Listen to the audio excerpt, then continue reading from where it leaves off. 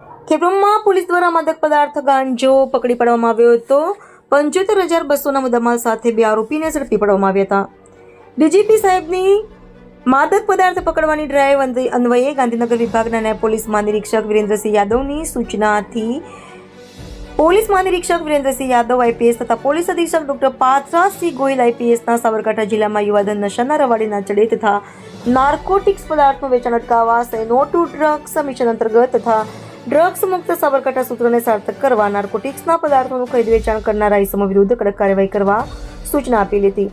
જે સૂચનાના આધારે સર્વેલન્સના સ્ટાફના માણસો પેટ્રોલિંગમાં હતા. તે દરમિયાન પોલીસ કોન્સ્ટેબલ પ્રદીપસિંહ મહેન્દ્રસિંહને બાતમી મળી હતી કે એક કાળા કલરનું એક્ટિવા માદક પદાર્થનો ગાંજો લઈ 2 ઇસમો વડાલી તરફ જનાર છે. તેવી બાતમીના આધારે ખેબ્રોમાં ઊંડવા મારુતિ સર્વિસ સેન્ટર આગળ વડાલી જતા રોડ ઉપર બાતમી હકીકત મુજબની એક્ટિવાની વોચ તપાસ કરતા હતા. તે દરમિયાન બસ સ્ટેન્ડ તરફથી આવતા રોડ ઉપર બાતમી હકીકત મુજબની એક્ટિવા આવતા જેના હાથનો ઇશારો કરી ઊભી રખાવતા સુંદર એક્ટિવાના ચાલકે એક્ટિવા ઊભી રાખી હતી અને એક્ટિવાની ડેકી ખોલાવી ચેક કરતા એક વાદળી કલરની મીણિયાની થેલી હોય. જે થેલી ખોલી ચેક કરતા થેલીમાંથી માદક પદાર્થ ગાંજાની વાસ આવતી હોય.